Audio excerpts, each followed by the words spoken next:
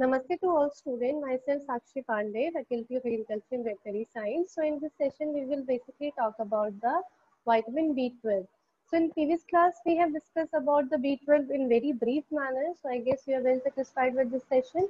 But in this session, we will elaborate B12 in a detailed form, like its nomenclature, its chemical functions, and its disorders, and what are the clinical manifestation for the B12 deficiency disorders. Okay, so let's start with the session first with the other names of B12 or the introductory part of B12. So B12, as you all know, it is come from the water soluble vitamins, and the synonyms for B12 is also known as anti-pernicious anemia factor, intrinsic factor of Carson. Okay, so these are the other names for the B12 also, and these kinds of name is basically asked in your competitive exams. Okay, now let's take it further to the structure of B12. So as I told earlier also, B12 structures depend upon the compound that is present on its structure. So cobalamin is the analogous to heme. Heme is what? Is your hemoglobin. In hemoglobin, the compound that is heme is contain what? Iron in structure.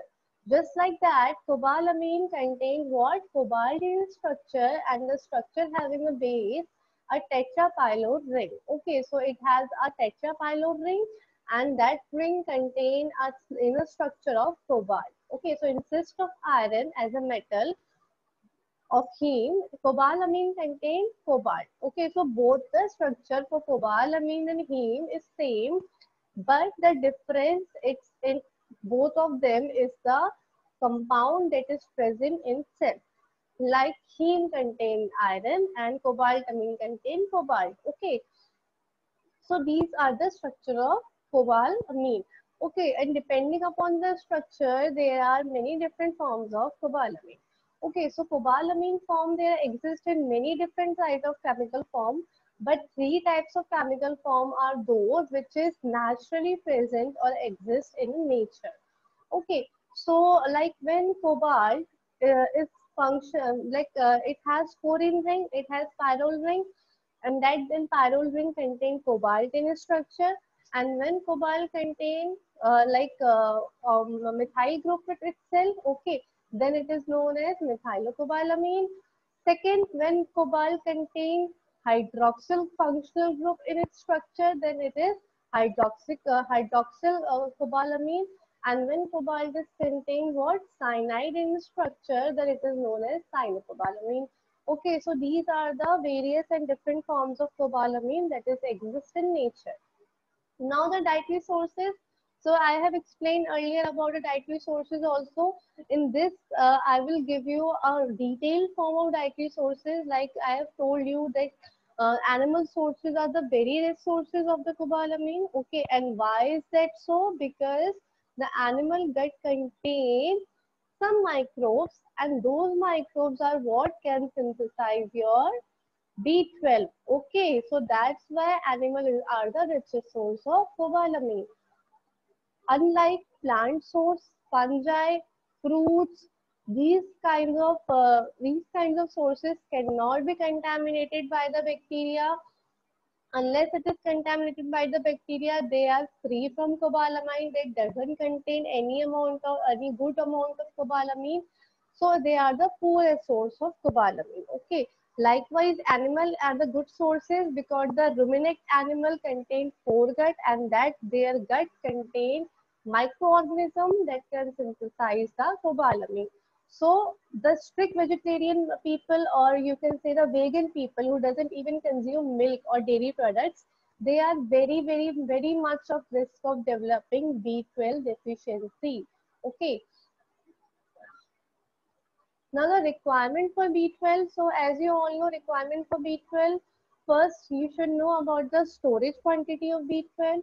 So your body store up to 2 to 3 mg, 2 to 3 mg of B12. Okay, that is sufficient for your 3 to 4 years. Okay, so the daily requirement can be up to your 1 to 3 mg per day. Okay, so these are the daily requirement, or you can say recommend dietary allowances for your what? Vitamin B12. So when you take 1 to 3 mg per day, then your body store up to 3 to 3 mg per day. Okay, so this is enough for 3 to 4 years.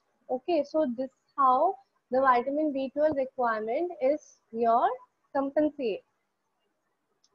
Now the absorption, so when we talk about the absorption of B12, so it basically done by the two mechanisms. The first is your passive absorption and second is your active absorption. So both of these absorption are different from each other.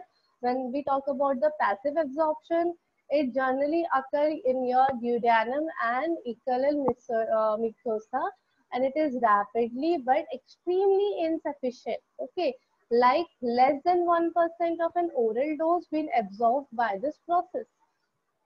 Unlikely in your active absorption, what happened? A normal physiological mechanism is active and it occurs through the ileum. Ileum is a part of your intestine and it is sufficient for small quantity also, that is mediated by your intrinsic factor. Okay, and now what is intrinsic factor? We will discuss about what is intrinsic factor. So absorption is basically depend upon your role of intrinsic factor. So intrinsic factor is what? Intrinsic factor is basically produced in your gastric parenchymal cells. Okay, means your mucosal lining of stomach, or you can say your stomach lining is contained some gastric secretion, and that gastric secretion is basically what they do. They produce intrinsic factor. Okay, so intrinsic factor is thus work with hydrochloric acid that is present in your stomach itself. That's why it's only work in your what? Acidic medium. Okay. So when we shift to alkaline medium, then the activity of cobalamin is basically reduced. Okay. So this is why cobalamin is also work in a acidic pH only. Okay. So if this intrinsic factor is not enough in your body, or it is not absence of intrinsic factor or inadequate amount of intrinsic factor is present in your body, then cobalamin is not able to absorb as much in good amount. Okay, the root cause of the megaloblastic anemia or deficiency of cobalamin is related to your what? Inadequate amount of intrinsic factor, and this condition is basically arises into what? Pernicious anemia. Okay, pernicious anemia is basically caused by B12 deficiency. Okay, but not B12 intrinsic factor deficiency. Okay, so this is what your absorption. Now the transportation of cobalamin is what? There are three plasma transport proteins that have been identified that works to transport cobalamin. The first is your transcobalamin 1 and 3rd. So 1 and 3rd, what they do, they secrete by your white blood cells, and they are different only in carbohydrate structure, and they transport cobalamin into your cells. Okay, and 90% of plasma B12 circulate bind the protein, and only transcobalamin second is capable of transport B12 into cell. Okay, so like your first and third, that is transcobalamin first and transcobalamin third, it's not able to transport B12 in cells, but there is only cobalamin, transcobalamin second is capable of transporting into cell. First and third, what they do, they only secreted by the white cell, so they are like in your plasma. Okay, only present in your plasma protein. Now the storage of cobalamin. So liver is basically responsible for the storage of cobalamin. It contain up to 2000 to 5000 mcg of storage of your vitamin B12. Since the daily losses is also there, like daily losses is there in your urine from 1 to 3 microgram per day. Okay, and the body is usually sufficient to store the B12, so the deficiency is developed when you are not taking B12 more than 3 years. Okay, like more than 3 years, if your absorption is ceases, then the deficiency is seen, because as I told earlier also, 3 to 2 to 3 mg per day cobalamin is sufficient for 2 to 3 years. Okay, so when your absorption is hindered, so after 3 years of hinder of absorption, the deficiency generally arises, not before that. Okay, so this is your word about the metabolism of cobalamin.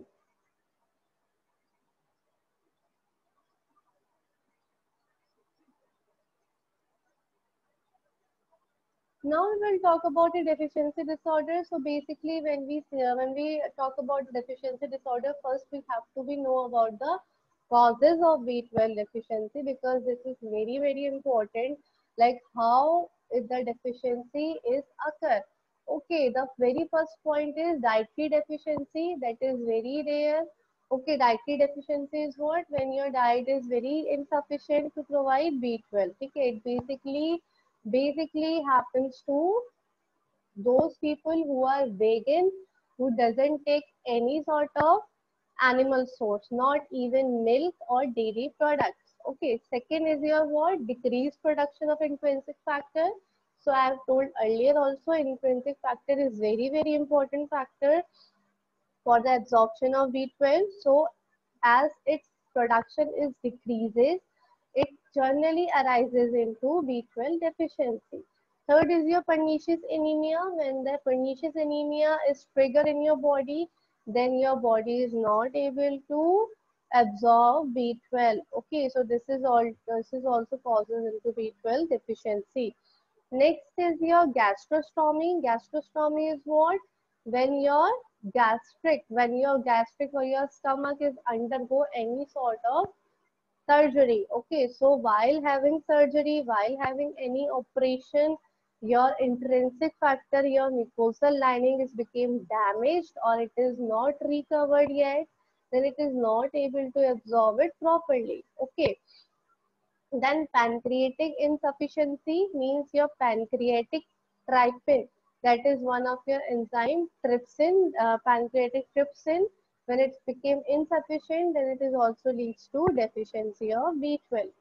Then your fish tapeworm. Fish tapeworm is what? When the bacteria, it is a type of very rare bacteria, and when it is like present in your gut, and when you take very contaminated food or drinks, then this bacteria is arises in your gut, and what it do?